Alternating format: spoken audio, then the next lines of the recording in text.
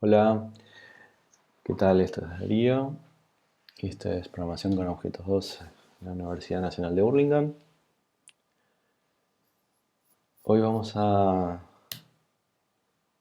hablar sobre la clase 3 dentro del programa de la materia, que es Introducción a Patrones de Diseño.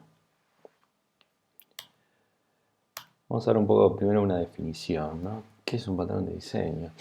En ingeniería de software, un patrón de diseño es una solución a un problema, y tengo un typo que después voy a corregir, que ocurre con frecuencia en determinado contexto en el diseño del software, ¿no? Son problemas recurrentes, problemas que suelen pasar, problemas ya conocidos, que son fáciles de ver, no tan fáciles, ¿no? Pero son habituales verlos. No es, digamos, el patrón no me da una solución que ya puedo pasarla directamente a código, sino que es un diseño genérico que sugiere una solución a determinado problema, una solución que ya está probada, una solución que ya fue aceptada, que es una buena solución para ese determinado problema. Después está en el desarrollador plasmarla en código fuente. Vamos a ver un poquito de historia primero. Y miren que nos fuimos bastante lejos. Yo tenía un año. Christopher Alexander introduce la idea de patrones. Soluciones exitosas a problemas. Y ahí tengo otro typo. Me voy a estar anotando mientras la voy pasando. Ahí se empezó a hablar del lenguaje de patrones. Y algo muy interesante para destacar es Alexander no era un desarrollador, no era un ingeniero de software, era un arquitecto de casas, de edificios. ¿Okay? Entonces él hablaba o incorporó este lenguaje de patrones para hablar de arquitectura de construcciones, de casas o de edificios. Años después, 10 años después, Ward Cunningham y Ken Beck, estos sí ya son de nuestro palo, y son muy conocidos, aplican la idea de Alexander al contexto de un lenguaje orientado a objetos. Ahí es donde 10 años después se rescata la idea de Alexander y se la lleva al contexto de arquitectura de software. Ese mismo año, Eric Gama, otro de los muchachos bastante conocidos en ingeniería de software, habla de la importancia, hay una disertación de él que habla de la importancia de los patrones y cómo descubrirlos. Descubrirlos, es muy importante esa palabra. Okay, 1987. Hace un año que habíamos ganado el Mundial en México. Seguimos con la historia. 94. Este fue el Mundial de Estados Unidos, cuando Maradona dio el doping positivo. Ahí se publica el libro, Design Patterns. Ahí está la tapa del libro, el famoso libro, el primero, de patrones de diseño. Los autores fueron, bueno, Eric Gama, que recién lo mencionábamos, Helm, Johnson y Slides, que no sé si lo estoy pronunciando bien. Se le conoce generalmente como el libro de Gama. Y ahora vemos cómo. Bueno, en este libro, en este primer libro, el libro de patrones, se presentaron 23 patrones de diseño que en su mayoría todavía se siguen usando. ¿Okay? Algunos ya medio quedaron obsoletos, pero en su gran mayoría hay muchos a los cuales en la actualidad se siguen usando. ¿Okay? Son como los 23 patrones clásicos de diseño. Después aparecieron muchos más. Se descubrieron muchos más. Y para cerrar con la historia, a estos 4 muchachos que estábamos acá, Gama, Helm, Johnson y Blizlides, o algo así, se los conoce como la Gang of Four o la banda de los 4 o GOF también puede llegar a ver. Bueno, porque eran 4 muchachines. Ahí hay una foto ochentosa de estos 4 en ese momento jóvenes, cuando presentaron el libro.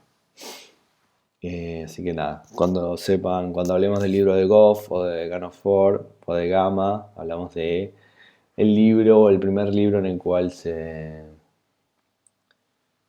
habló explícitamente de patrones de diseño y se presentaron patrones de diseño, una recopilación de 23 patrones de diseño.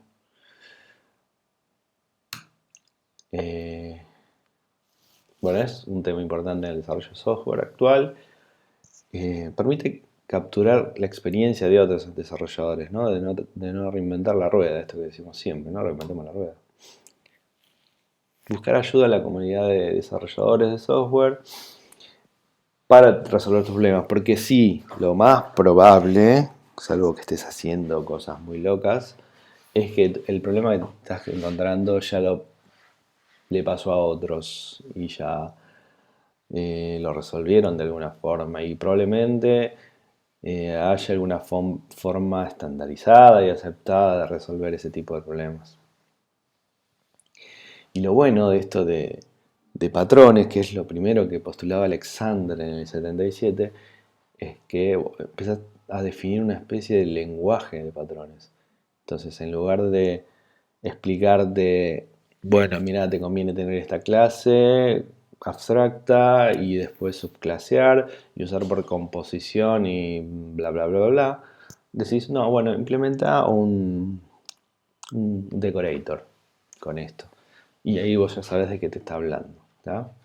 Entonces tenés como un lenguaje común que te permite comunicarte y hacer más fácil la comunicación y no dejar lugar a dudas de a qué te estás refiriendo.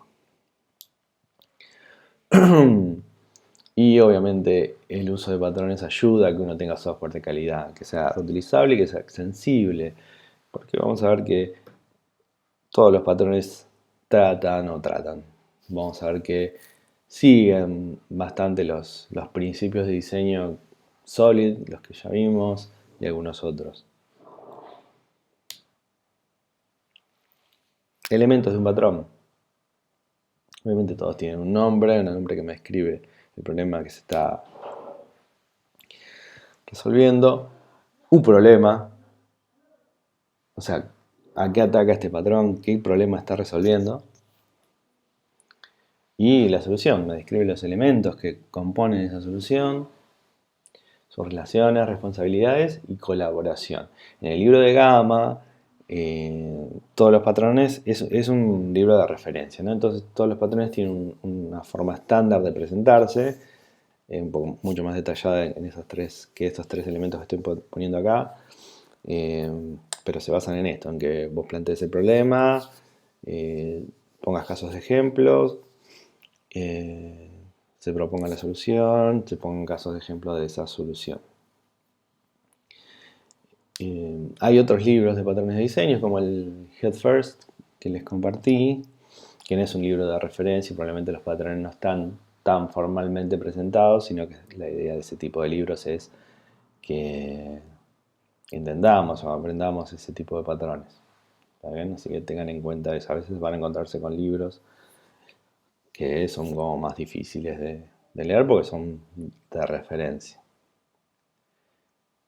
Y sin más preámbulos, vamos a empezar a ver algunos patrones. Unos que yo considero que son fáciles de entender al principio y casi intuitivos. Y se los conoce, vamos a ver dos. Y se los conoce como wrappers a este tipo de patrones, como que envuelven algo. ¿Okay? Vamos a arrancar por el adapter. Adaptador, también lo pueden llegar a ver. ¿Cuál es la intención de este patrón? La intención es convertir la interfaz de una clase en otra interfaz esperada por los clientes. Y cuando hablo acá de interfaz, no necesariamente me refiero a interfaz Java, sino más bien a abstracción. Podría ser una clase abstracta. Digamos, yo espero que los objetos sean de este tipo, que contengan estos métodos. Ahora, este tipo puede ser tanto una clase abstracta como una interfaz. Si llega a ser una clase concreta, ahí estaría más problemas. Tendría que tratar de convertir eso eventualmente en una clase abstracta o una interfaz, porque voy a estar más complicado todavía para resolver el problema. Pero bueno, la idea es esta, es adaptar un objeto que no cumple con determinada contrato, no implementa una interfaz o no extiende de una determinada clase abstracta, y quiero que ese objeto se pueda usar con el que lo espera, ¿no? Adaptar permite que clases con interfaces incompatibles se comuniquen. Y es un problema muy habitual. Generalmente cuando usamos código cerrado, código propietario, código que no podemos tocar, que no es código nuestro, y quiero usarlo, bueno, me encuentro con un problema. Digo, uy, esta clase no tiene los métodos que yo necesito, o no implementa esta interfaz, entonces ¿cómo hago para poder usarla? Bueno, esta es una forma y van a ver que es bastante intuitiva.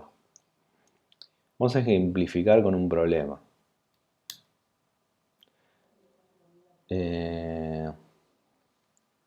Tenemos esta interfaz, C es el nombre de la interfaz, y tiene un método M1. ¿Ok? Bien simple, no hay ningún problema de negocio acá definido. Simplemente una interfaz C que tiene un solo método M1. Genial. Por otro lado tenemos la clase A. Fíjense que la clase A, que entiendo que se ve en mi cursor, tiene un solo método que se llama ejecutar. Y acá está el contrato. Cuando hablamos de la clase A, pide determinada interfaz o determinado contrato. Ok, en el método de ejecutar, la clase A pide un objeto de tipo C como parámetro del método. Entonces, ¿qué le voy a poder pasar a la clase a un objeto de la clase A en el método de ejecutar como parámetro? Un objeto que implementa en este caso la interfaz C, porque ahí estamos viendo que C es una interfaz. O sea, no le voy a poder pasar otra cosa. Recuerden que acá estamos trabajando con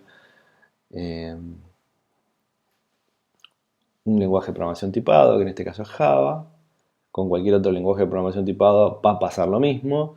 Y si trabajan con un JavaScript o algún lenguaje no tipado, probablemente no tire error de compilación, pero le va a tirar error en el momento de ejecutar, porque no va a encontrar el método que ustedes esperan.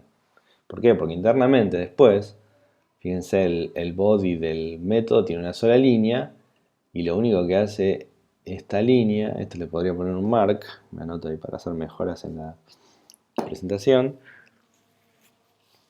Lo único que hace el método es agarrar el objetito C que me pasé por parámetro y llamarlo al método M1, que sé que lo va a tener porque es un objeto que implementa esa interfaz, porque es lo que estoy pidiendo por parámetro, ¿no?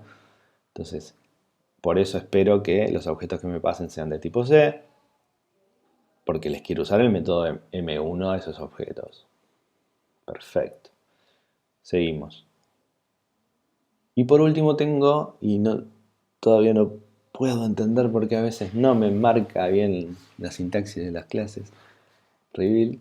Fíjense que el class no me aparece en colores en este caso.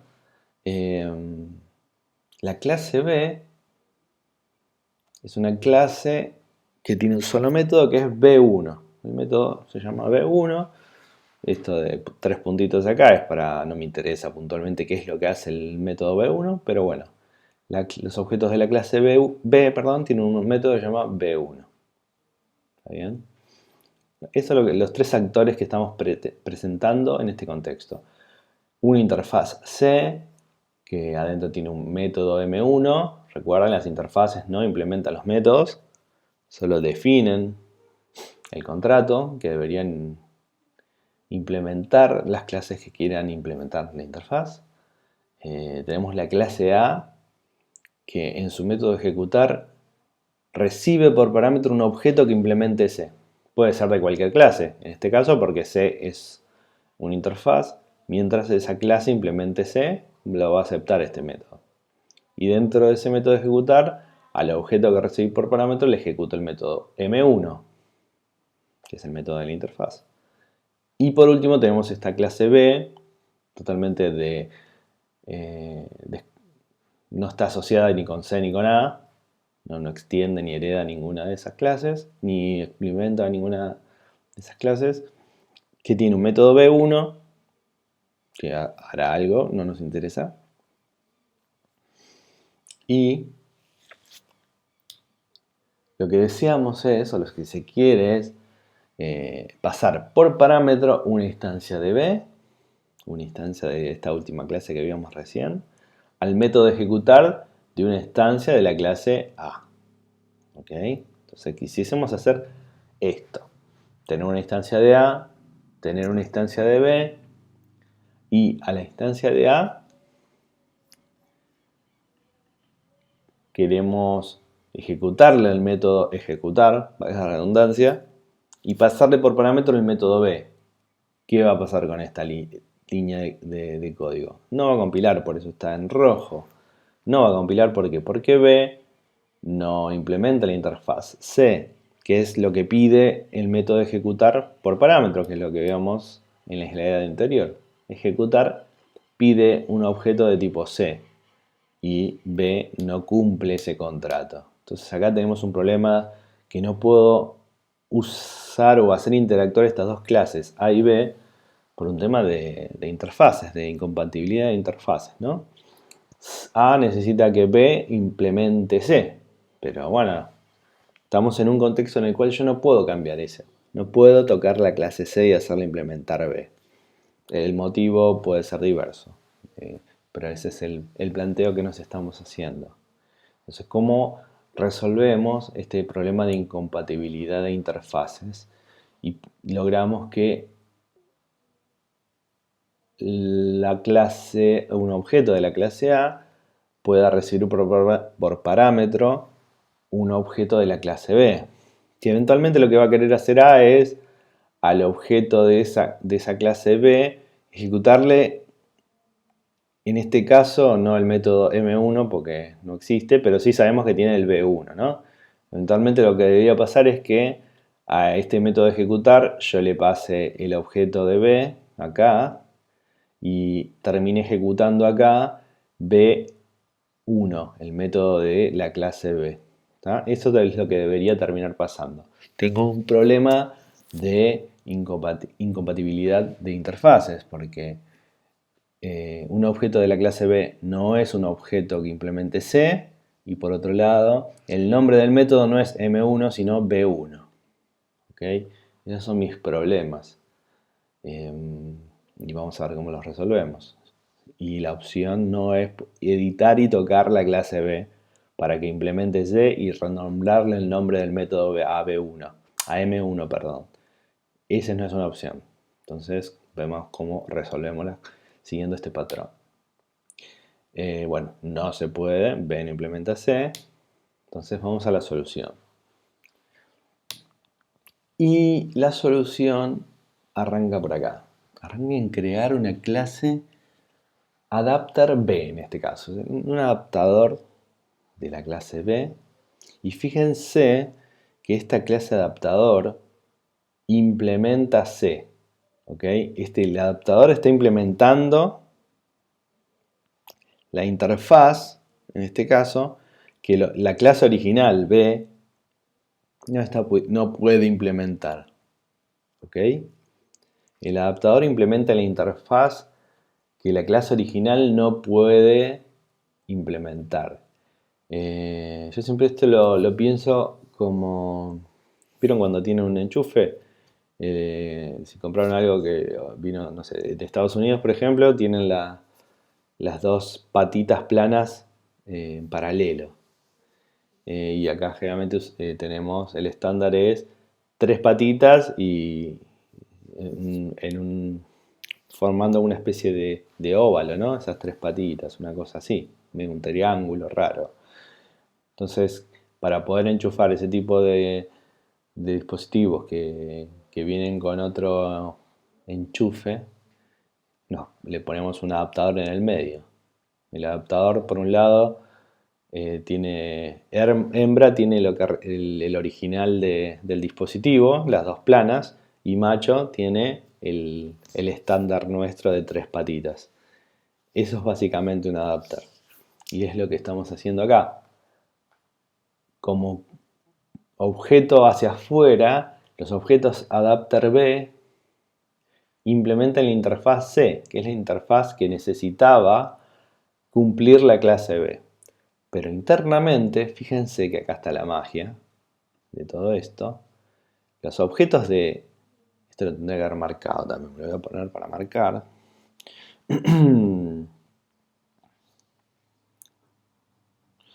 Los objetos de adapter B internamente usan composición y contienen como atributo un objeto de la clase B. Es la que quieren adaptar.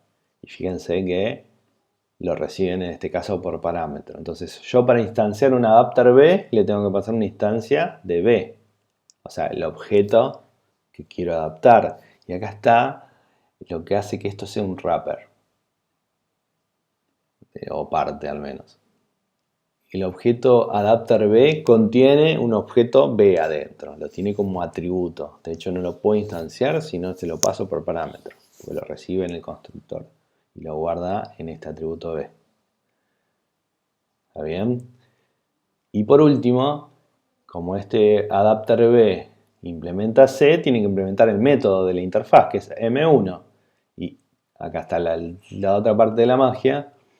En el método B1 de la implementación de esta interfaz, ¿a quién termina llamando? Al método B1 del objeto B que contengo adentro. ¿Está bien? Porque se acuerdan que lo que queríamos terminar haciendo es que el objeto A en el método de ejecutar termine llamando al método B1 del objeto B que recibió por parámetro. Entonces, acá estoy yendo en ese camino.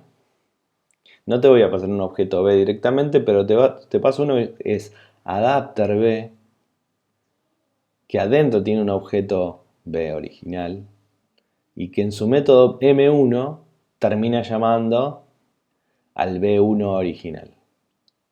Hace como una especie de pasamanos. O básicamente de vuelta, no hay mejor forma de describir este patrón que con el nombre, adapter. Está adaptando la interfaz de un objeto, en este caso B, a lo que se quiere, que es C. Entonces, bueno, ahora podemos pasar una instancia de B, que en este caso va dentro de una instancia adapter B, al método de ejecutar de un objeto de la clase A. Y acá tenemos el ejemplo de código, que tiene una línea más que la anterior.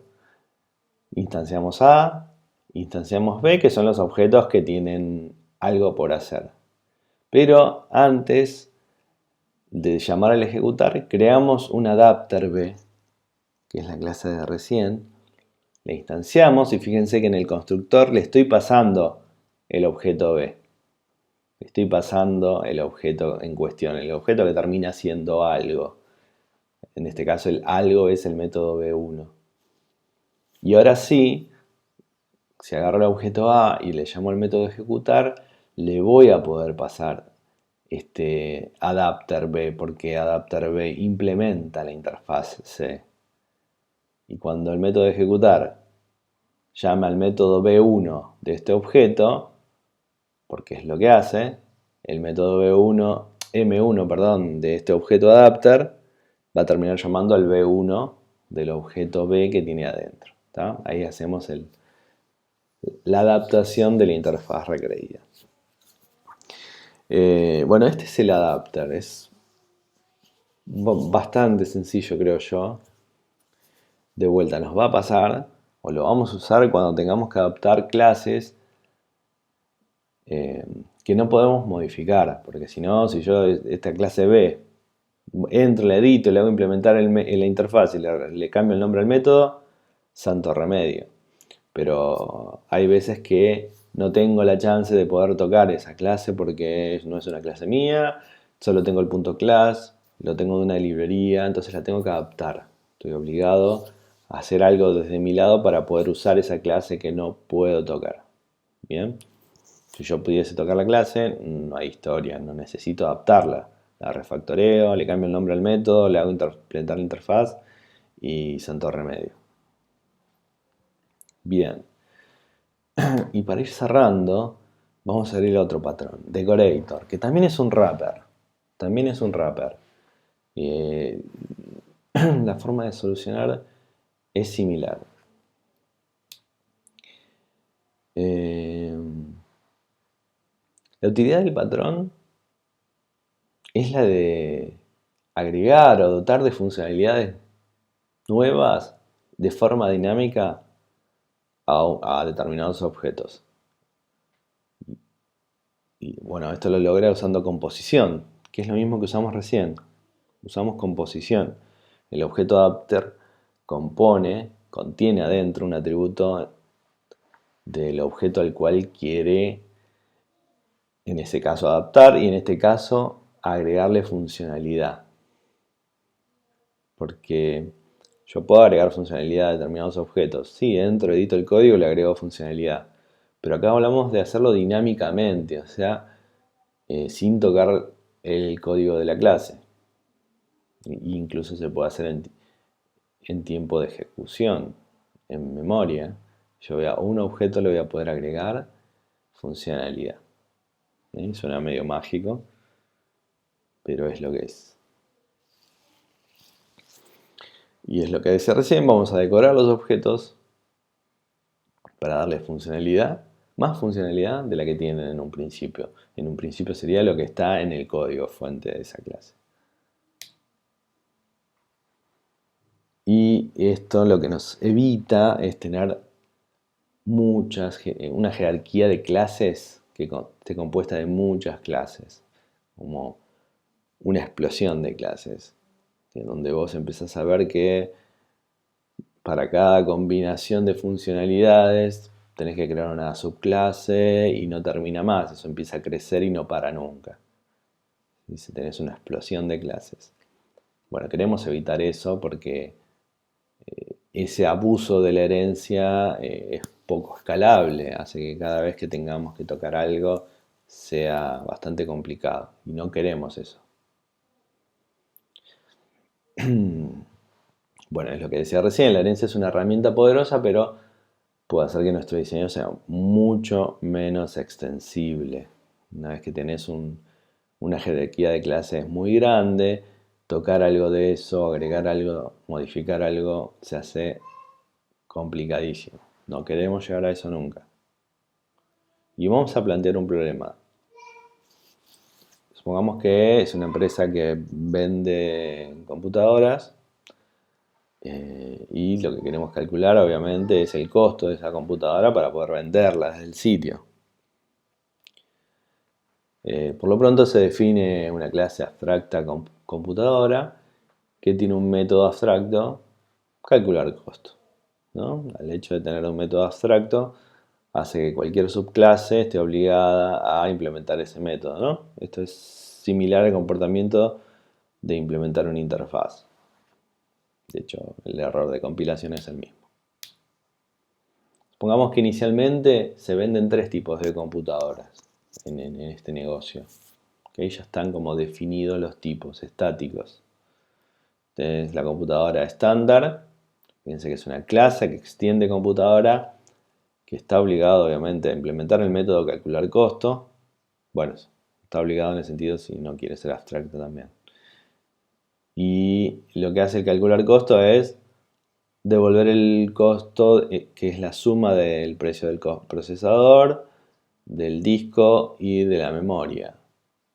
Que los precios están definidos acá, en este caso para simplificar, están hardcodeados acá en atributos, ¿no? Esto se podría sacar de otro lado, una base de datos o lo que sea, pero no viene al caso, entonces lo hacemos así de simple. Entonces el costo, en este caso, depende de los componentes, del tipo de componentes que tiene esta computadora. Tenemos otra computadora programador, donde el procesador es más caro, el disco y la memoria también, e incorpora una cámara también. Entonces su costo, fíjense, la formulita es la misma, se quiere, pero es la suma de todos los componentes, en este caso tiene un componente más, la cámara. Y por último, para cerrar el contexto del problema, tenemos esta computadora gamer, el cual tiene incluso un componente más, sonido, y puse mal gráficos, me faltó la O, y creo que estaba en inglés y capaz que lo puse en español mal. Y bueno, y de vuelta, la fórmula del costo es similar, es sumar el precio de los componentes individuales, salvo que este tiene dos componentes más, gráficos y sonido, acá lo puse bien. Lo que obviamente va a hacer que sea más cara. Pero vamos viendo, repasamos hacia atrás, todas tienen como la misma fórmula de cálculo de costo, ¿no? Ir sumando el precio de sus componentes individuales. Lo que va variando entre computadora y computadora es el tipo y la cantidad de componentes que contienen. Eso es lo que hace que cambie el precio total. Bueno, ¿cuál es el problema?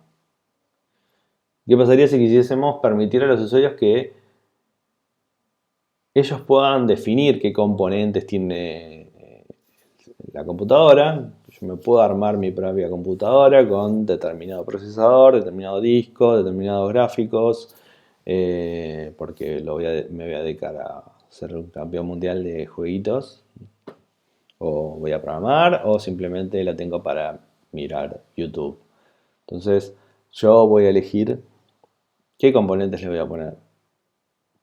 Entonces, el tener definido los tipos de computadoras o la combinación de componentes de forma estática en distintas clases, nos va a hacer que, si vamos por ese camino, voy a tener que tener un montón de clases, un montón de subclases de computadora, haciendo medio producto cartesiano de todos los componentes casi, para poder tener o abarcar todas las posibles combinaciones para que al momento de que el usuario elija, yo le pueda calcular el precio.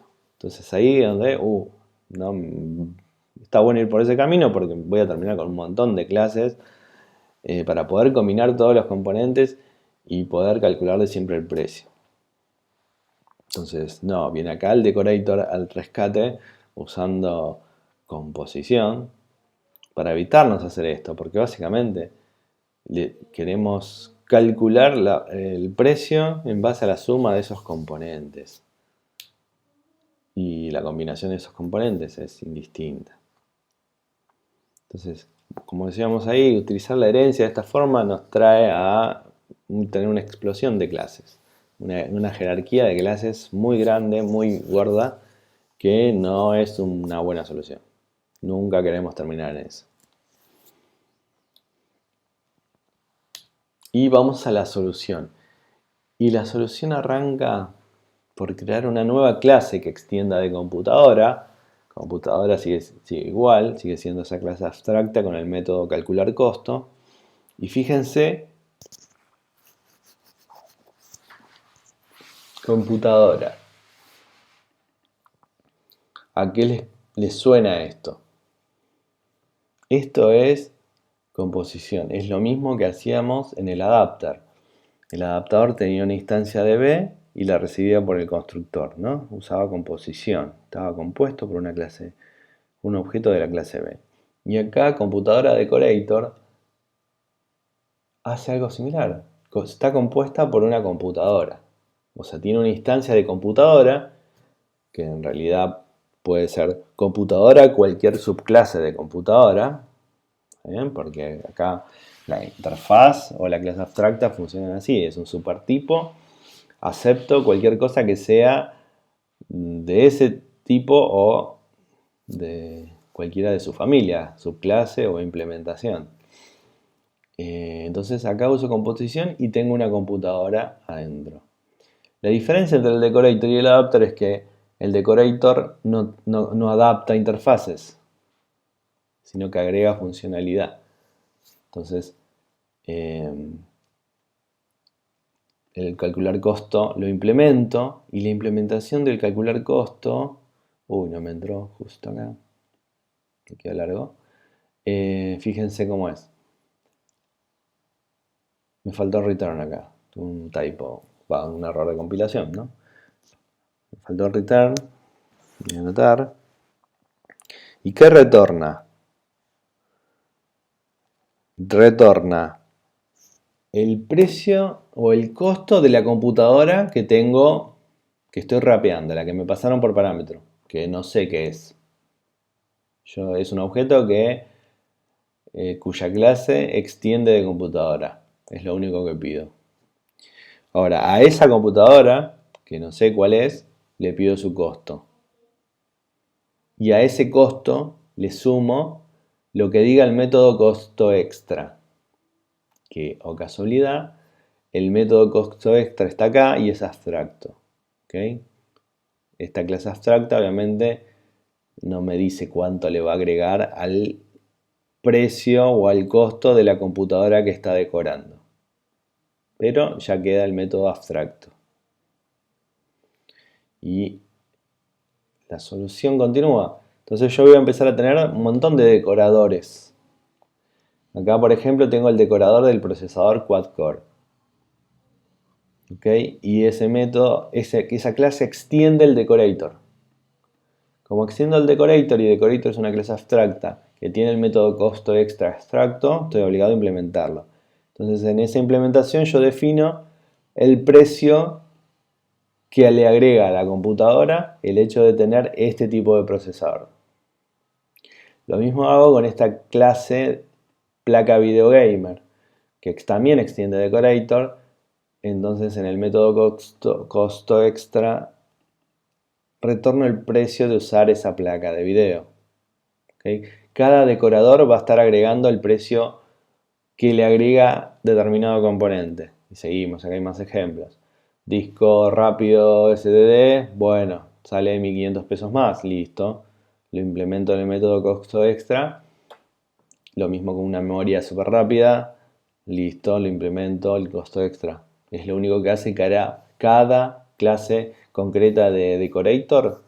En este caso me está diciendo cuánto extra agrega al costo ese componente. Entonces, por un lado, me olvido de las clases concretas que tenías antes, de computadora estándar, gamer, programador, creo que lo había llamado, que estaban como fijas los componentes, estáticos. Entonces esas desaparecen. Solo voy a tener una clase computadora básica, base, le la llamé, cuyo costo inicial es 0, porque es como si quieren, bueno, casi ni el coso, ¿cómo se llama? El gabinete vacío. Pero el gabinete debe tener algún costo. Bueno, acá yo arranqué con costo 0, se le puede considerar el costo del gabinete si se quiere, vacío, con un costo X. Y desde esta computadora base empezamos a armar, empezamos a sumar componentes y eso va a terminar en un objeto decorado varias veces, el cual le vamos a pedir su costo. De esta forma vamos a poder ir calculando dinámicamente el costo de la computadora sin necesidad de tener múltiples subclases de esta computadora. Y acá hay un ejemplo de uso, fíjense. Mi instancia una computadora base, de hecho el tipo de dato acá podría haber sido computadora y no computadora base. Podría no, debería haber sido así, queda mejor. Programemos hacia abstracciones, como digo siempre, y yo no lo estoy cumpliendo. Me lo voy a anotar. Pasa que esto lo terminé a las 2 de la mañana, sepan entender. Computadora base, se me cayó el lápiz. Bueno, instancia una computadora base, si le pido el costo a este objeto en este punto, el costo va a ser 0 porque lo definimos así. Pero fíjense que ahora piso el valor de este objeto, pero ¿qué es lo que hago antes? Instancio un procesador quad-core, uno de los decorators. ¿Y qué le paso por parámetro? La computadora que acabo de crear. Y se acuerdan que lo que hacía este objeto de decorator adentro era siempre pedirle el costo a esto y sumarle el costo extra que definía cada uno de los decoradores. Entonces acá le sumo el costo extra de quad-core a esto, que en este caso era 0. Después vuelvo a pisar el objeto que está referenciado en computadora y instancio un disco SSD rápido. ¿Y qué le estoy pasando por parámetro? La computadora que tenía creada hasta recién, que era un procesador quad-core que adentro tenía una computadora base. Y se lo estoy pasando a ese. Entonces, si ahora le pido el costo al objeto computadora, me va a estar dando el extra de este más el costo de esta, que era en realidad el extra de este más el costo de esta, que era 0, ¿no? Entonces estoy sumando este extra más el precio base. Y continúo de esa forma, empiezo a decorar y a rapear y a envolver con otras cosas. Son como paquetitos o mamushkas que vamos como metiendo adentro de otra cosa más grande. Creo una instancia de memoria rápida, le paso a la computadora que en ese punto tenía un disco SD rápido, que adentro tenía un quad core, que adentro tenía una computadora base. Entonces, si le pido en este punto el costo, me va a devolver el costo de la memoria rápida sumado al costo de esta, que era el precio extra del disco SD rápido más el costo de esta, que era el costo extra del quad core más el costo de esta, que era el precio de la computadora base. Y por último, creamos una instancia de placa de video y le pasamos la computadora, que en ese punto era la memoria rápida más el costo de esta, que era SSD rápido más el costo de esta, que era un quad core más el costo de esta, que era el costo de una computadora básica. Y así podemos ir rapeando, podemos ir decorando y agregándole más decoradores que tendrán su costo extra. Y al final le vamos a pedir el costo de ese objeto, porque podemos, porque son todos computadoras, porque así definimos el decorator. El decorator implementa la interfaz del objeto que va a decorar. Es lo mismo, se hace pasar por él. Entonces siempre van a tener el método calcular costo. Y bueno, esa es la forma. De esta forma, sin crear nuevas clases, por lo menos de computadora, no estamos creando nuevas subclases, tenemos solo computadora base y después tenemos todos los decoradores, uno para cada componente, y los podemos mezclar y ir decorando de orden distinto. En este caso es indistinto, no cambia la funcionalidad. Y sin necesidad de tener una herencia de clases demasiado gorda, demasiado grande y profunda. ¿Está? Bueno, entonces repasando, vimos una introducción a lo que son los patrones de diseño, con un poquito de historia que es interesante tener en cuenta. Y vimos dos patrones de diseño de los que se conoce como wrappers. Y nada, después vamos a tener una práctica para empezar a practicar con estos patrones de diseño. Ya van a empezar a ver que en este tipo de ejercicios lo que importa es el diseño de la solución, no van a tener cálculos complicados o cosas raras de lógica, porque no es lo que nos interesa en esta materia, ¿no? Nos interesa ver cómo construimos y cómo diseñamos la solución para que sea elegante, simple, escalable y fácil de mantener. Bueno, llegamos acá.